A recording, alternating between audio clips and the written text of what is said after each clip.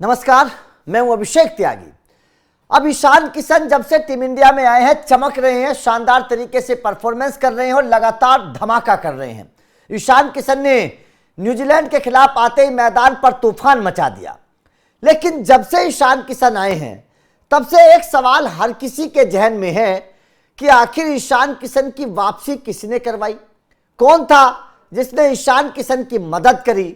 कौन है वो इंसान जो ईशान किशन को टीम इंडिया में वापस लेकर आया? और एक सबसे बड़ा सवाल जो खड़ा हो रहा है कि रोहित शर्मा के जाते ही ईशान किशन टीम इंडिया में कैसे आए? जब तक रोहित शर्मा थे तब तक ईशान किशन टीम इंडिया से दूर कैसे रहे? तो जाहिर तौर पर जैसे ये सवाल शुरू हुए एक कहानी याद आ गई। इसके पीछे का राज खुल गया है और ये पता चल गया है कि ईशान किशन की मदद किसने की है, ईशान किशन की वापसी किसने करवाई है, बीसीसीआई को किसने मनाया है, ईशान किशन को लेकर किसने बीसीसीआई से बातचीत की है। क्योंकि ये बात तो आपको पता है कि बीसीसीआई ईशान किशन से बड़ी नाराज थी, ईशान किशन को मौका दिया नहीं जा रहा था। 2 साल से ईशान किशन टीम इंडिया से बाहर थे। अब ईशान किशन को लेकर जो खबर आई है उसे समझने के लिए आपको थोड़ा फ्लैशबैक में चलना पड़ेगा। यह बात साल 2024 की है, जब हार्दिक पांड्या मुंबई इंडियंस में आए थे और हार्दिक को कप्तान बनाकर मुंबई इंडियंस ने रोहित शर्मा को अपमानित किया था।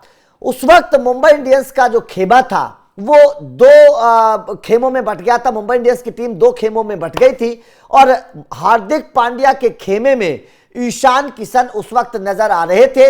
और रोहित शर्मा जिस वक्त कप्तानी से उनको हटाया गया, तमाम मुंबई इंडियंस के फैंस जब नाराज थे तो रोहित शर्मा के फेवर में केवल सूर्य कुमार यादव और जसप्रीत बुमराह ने अपना रिएक्शन दिया था। ईशान किशन उस पूरे मामले पर चुप रहे थे, यह बात आपको पता है। इसके बाद बात आगे बढ़ती है। जब रोहित शर्मा को अपमानित कर दिया गया और ईशान किशन चुप रहे, उसके बाद आपको याद होगा कि 2024 के बाद मुंबई इंडियंस ने ईशान किशन को रिलीज कर दिया था, यह आपको पता है। उसके पीछे की खबर बताई जा रही है कि मुंबई इंडियंस के ऊपर इस बात का प्रेशर बना था क्योंकि मुंबई इंडियंस 2 खेमों में बट गई थी और ईशान किशन हार्दिक पांड्या के खेमे के इंसान थे। तो रोहित शर्मा के प्रेशर में आकर ईशान किशन को रिलीज कर दिया गया था, क्योंकि रोहित शर्मा जब कप्तान थे तो ईशान किशन को रोहित शर्मा ने प्रमोट किया था, उनको मौका दिलवाया था, उनको खरीदवाया था। और जो 17-18 करोड़ रुपए ईशान किशन को मुंबई इंडियंस में मिले थे, यह कहा जाता है कि वो रोहित शर्मा की बदौलत मिले थे। लेकिन रोहित शर्मा का ईशान किशन ने उस वक्त साथ नहीं दिया और ईशान किशन जो थे वो मुंबई इंडियंस से बाहर हो गए। उसके बाद में टीम इंडिया का प्रकरण चलता है, ईशान किशन टीम इंडिया से बाहर हो जाते हैं। उस वक्त भी टीम इंडिया में रोहित शर्मा कप्तान थे, आपको याद होगा। रोहित शर्मा तीनों फॉर्मेट के कप्तान थे। ईशान किशन जैसे ही खराब फॉर्म के चक्कर में बाहर होते हैं तो उसके बाद में राहुल द्रविड़ उस वक्त टीम इंडिया के कोच हुआ करते थे। ईशान किशन से घरेलू क्रिकेट खेलने के लिए कहा जाता है, लेकिन ईशान किशन घरेलू क्रिकेट नहीं खेलते हैं, अपनी अकड़ दिखाते हैं और फिर बीसीसीआई उनको बाहर कर देती है। कहा जाता है कि इसके भी पीछे यह कहा जाता है कि रोहित शर्मा नहीं चाहते थे कि ईशान किशन आए और उस वक्त तमाम क्रिकेटर्स को, विकेट कीपर्स को टीम इंडिया में आजमाया जाता है, ईशान किशन को बाहर कर दिया जाता है, ठीक है।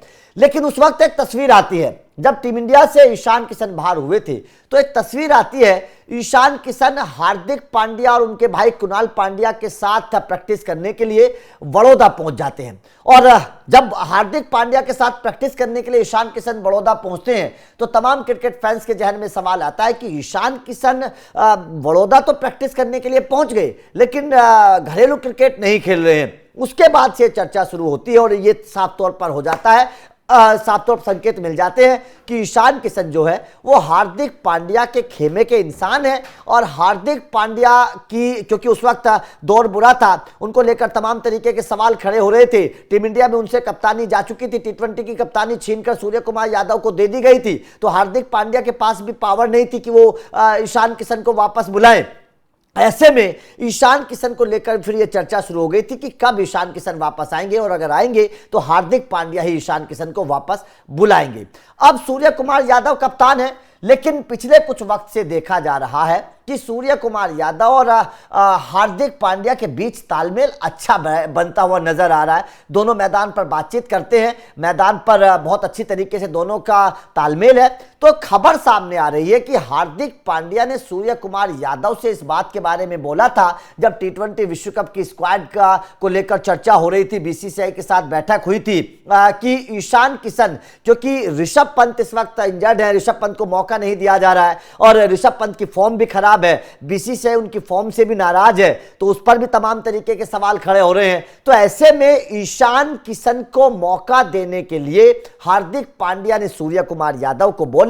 सूर्य कुमार यादव के भी क्योंकि अच्छे संबंध है ईशान किशन के साथ, दोनों मुंबई में एक साथ खेले हैं, सूर्या जानते थे कि ईशान किशन क्या कर सकते हैं। इसके अलावा वो झारखंड को जिताकर आए हैं, वहां पर सबसे ज्यादा रन बनाए थे विजय हजारे में, तो इस बात का भी ध्यान सूर्य कुमार यादव को था और बीसीसीआई को भी ईशान किशन के बारे में पता था। तो मतलब साफ है कि हार्दिक पांड्या की सलाह और सूर्य कुमार यादव का बैठक में ईशान किशन को लेकर आवाज उठाना, यह ईशान किशन के लिए एक तरीके से वरदान साबित हुआ और ईशान किशन को टीम इंडिया में दोबारा से मौका मिला है।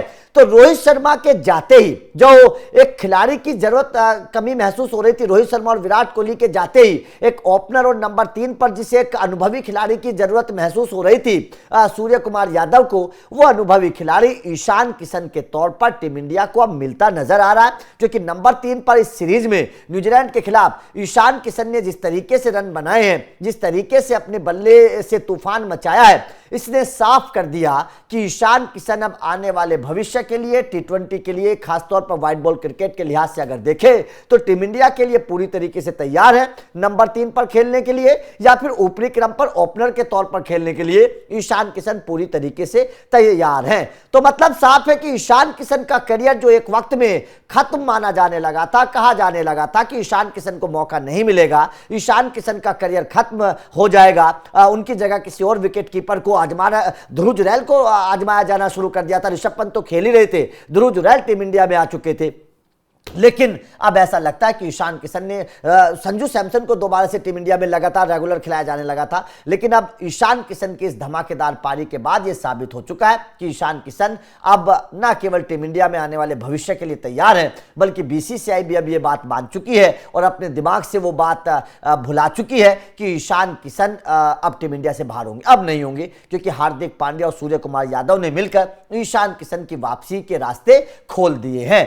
तो मतलब साफ है कि रोहित शर्मा की नाराजगी को लेकर इस वक्त लगातार चर्चाएं चल रही हैं सोशल मीडिया पर कि रोहित शर्मा का साथ ना देना ईशान किशन पर उस वक्त भारी पड़ा था, क्योंकि रोहित शर्मा ये मानते थे और ये समझते थे कि जिस खिलाड़ी को मैंने बनाया, जिस खिलाड़ी को मौके दिलाए, जिस खिलाड़ी को ऑक्शन में इतना महंगा बिकवाया, उस खिलाड़ी ने मेरा साथ नहीं दिया। ऐसी सूत्रों के हवाले से खबर है कि ईशान किशन से रोहित शर्मा उस वक्त बड़े नाराज थे, क्योंकि उन्होंने रोहित शर्मा वाले प्रकरण पर कोई रिएक्शन नहीं दिया था, हार्दिक पांड्या का साथ दिया था और उनके भाई कुणाल पांड्या के साथ प्रैक्टिस करने के लिए वो बड़ौदा चले गए थे। उसके बाद से लगातार ईशान किशन को बीसीसीआई नजरअंदाज कर रही थी। तो आपका इस खबर को लेकर क्या कहना है? क्या आपको भी लगता है कि वास्तव में रोहित शर्मा को का साथ ना देना ईशान पर भारी पड़ा, और क्या ईशान के बाहर होने के पीछे की वजह उस वक्त रोहित शर्मा की नाराजगी थी? कमेंट करके बताइएगा। और अब ईशान किशन की वापसी आपके हिसाब से किसने करवाई, यह भी बताइएगा। बाकी लगातार इस तरीके की खबरें अपडेट मिलती रहेंगी, तो चैनल को सब्सक्राइब करके बेल आइकन को प्रेस कर देना। Thank you very much.